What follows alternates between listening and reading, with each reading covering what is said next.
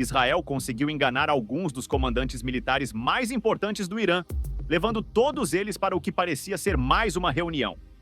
Mas, na verdade, eles estavam no alvo.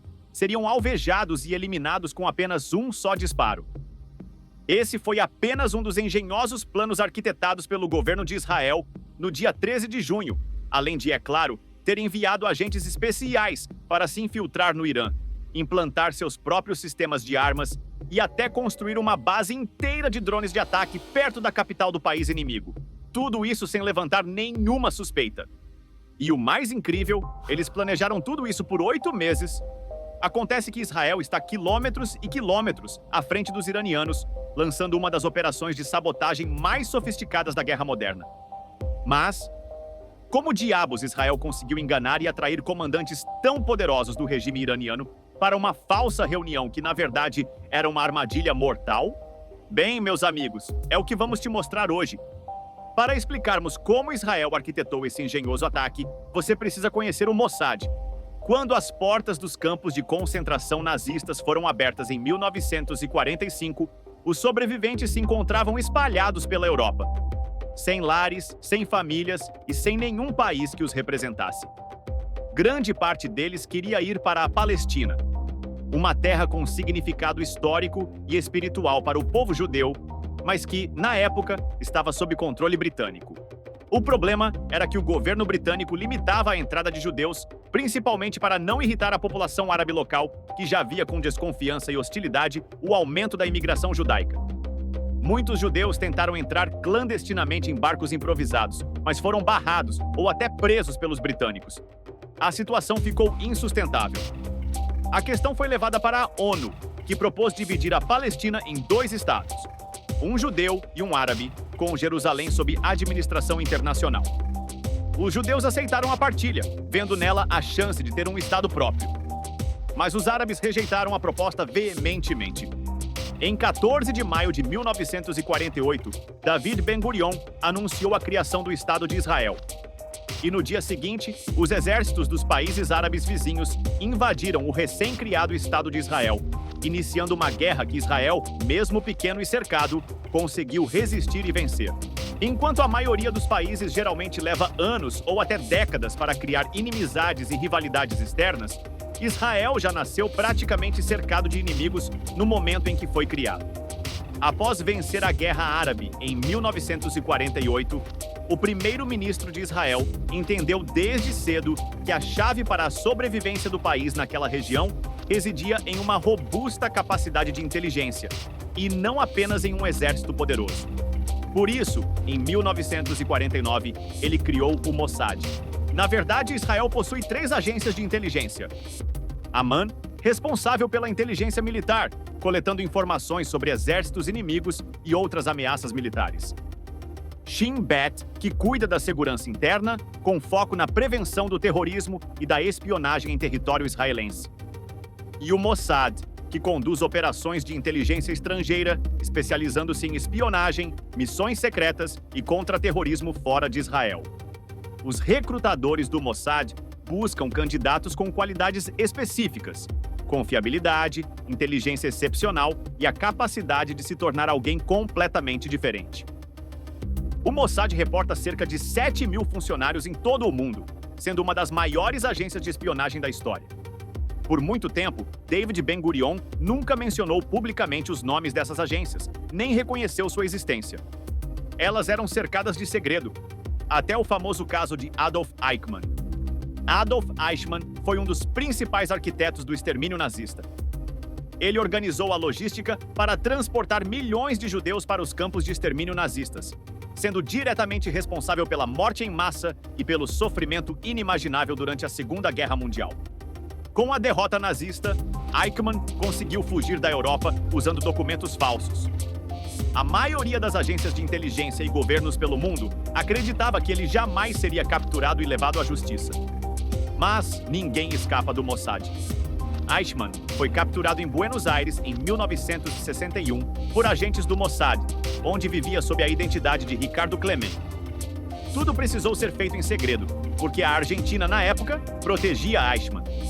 O governo argentino não cooperava para entregá-lo. Por isso, o Mossad teve que montar uma operação clandestina para capturá-lo e tirá-lo do país sem ser detectado. Foi uma missão delicada e arriscada, porque qualquer erro poderia causar um grave incidente diplomático. O Mossad o capturou e o levou a Israel para ser julgado, onde foi condenado à morte. A operação colocou o Mossad no mapa e virou manchete no mundo inteiro, enviando uma mensagem clara: os agentes israelenses podem entrar e atacar em qualquer lugar. O Mossad continuou fazendo história no cenário mundial nas décadas seguintes. Em casos mais recentes, a agência instalou uma metralhadora controlada remotamente em um carro para eliminar o principal cientista do programa nuclear iraniano, Mohsen Fakhrizadeh. Em setembro de 2024, o Mossad implantou explosivos nos comunicadores dos terroristas no Líbano. Foi o chamado ataque dos BIPs. O primeiro-ministro Netanyahu tem hoje um poder letal nas mãos.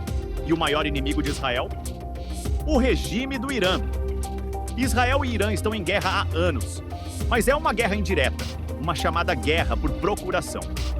Isso ocorre quando dois países não se enfrentam diretamente, mas lutam por meio de aliados, milícias ou grupos armados em outros territórios.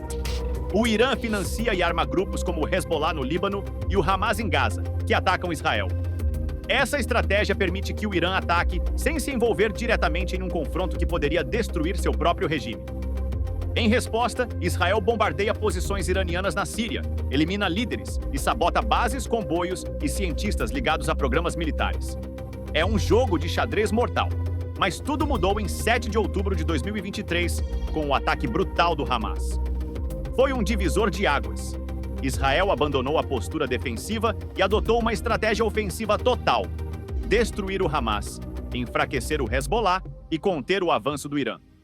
Mesmo assim, surgiram teorias polêmicas. Será que Israel permitiu o ataque de 7 de outubro acontecer para ter justificativa para invadir Gaza com força total? Afinal, como o Mossad e o Shin Bet, as melhores inteligências do mundo, não perceberam um ataque tão grande? Chegamos então ao dia 13 de junho, o dia do ataque ao Irã. O Mossad tinha um plano. E se eles combinassem um ataque aéreo com sabotagem interna? Isso tornaria o ataque ainda mais letal. E foi o que fizeram. Durante meses, o Mossad deslocou comandos inteiros de agentes infiltrados através das fronteiras iranianas. Como fizeram isso? Ainda não sabemos, mas especula-se que usaram passaportes falsos e identidades estrangeiras. Entraram pelo Iraque, Azerbaijão ou Turcomenistão. Recrutaram opositores ao regime iraniano e criaram esconderijos secretos no país.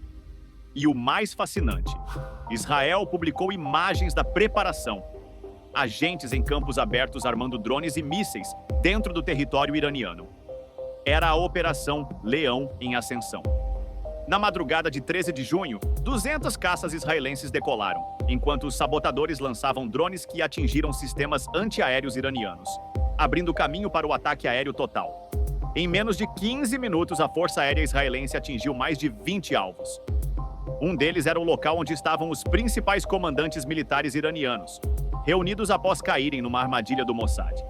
Fontes indicam que Israel vazou informações falsas para induzir os generais a se encontrarem, e permaneceu monitorando cada movimento deles. Sabia exatamente a posição de cada um no prédio no momento do ataque. E tudo isso aconteceu enquanto os Estados Unidos fingiam que tentavam impedir Israel.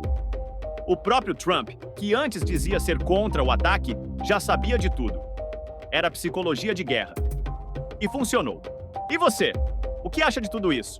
Israel está certo ao atacar ou está criando uma guerra que o mundo não quer? O Irã é mesmo uma ameaça para o mundo? Se essa guerra virar direta, quem venceria? Israel ou Irã? Se gostou desse vídeo, clique no botão de gostei, inscreva-se no canal e deixe sua opinião nos comentários. E se você quer saber como a Ucrânia infiltrou drones kamikazes em um trem russo, clique no vídeo ao lado. Até a próxima e um forte abraço!